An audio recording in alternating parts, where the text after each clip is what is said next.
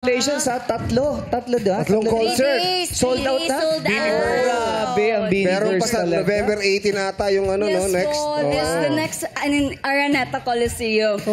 I hope to see you all there. Alam mo, maswerte kami kasi Bakit? so sobrang busy nyo, nakapag-guest ka pa dito. Oo nga, hindi ko alam na. Isang karangalan. Na sing Baka schedule ko. gusto mong batiin yung mga, blooms. members. Oo. Hello mga blooms! Maraming salamat. Thank you so much for having me here. I hope you're watching. Thank you so much. Grabe. Ano yan? Asan yung mga kasama mo ngayon? Asan yung ibang member ng Beanie? Nasa bahay nila. Sa bahay lang nila. Pinapanood ka ba nila Tutulog, ngayon? pagod? Natulog kasi, of course, I'm worth it to watch. Thank you so much. Ano daw? Parang di pa siya okay. I'm worth watching.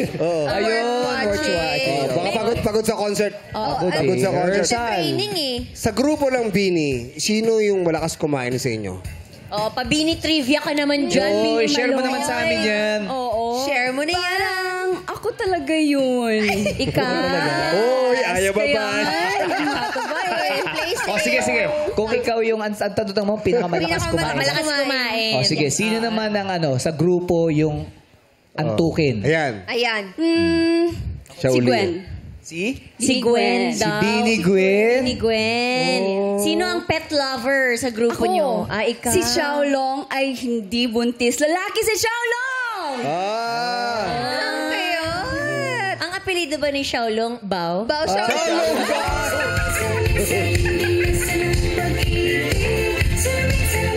Ano pa mga trivia mo? Sino ang pinaka makulit? Yeah, sino daw Of makulit? course, si Beanie Colette. Kaya pala kulit. Pangalan niya kasi siya yung makulit. Galing. Sino naman ang laging late sa training? Nako. Siya. Sino daw? Ikaw? Lagi kang late? Bakit? Of course, Kaya pala kasi late ka ang daming kanina. schedule. Late na ako ngayon. May rehearsal mamaya. Hindi kasi dami nilang ginagawa eh. Siyempre talaga.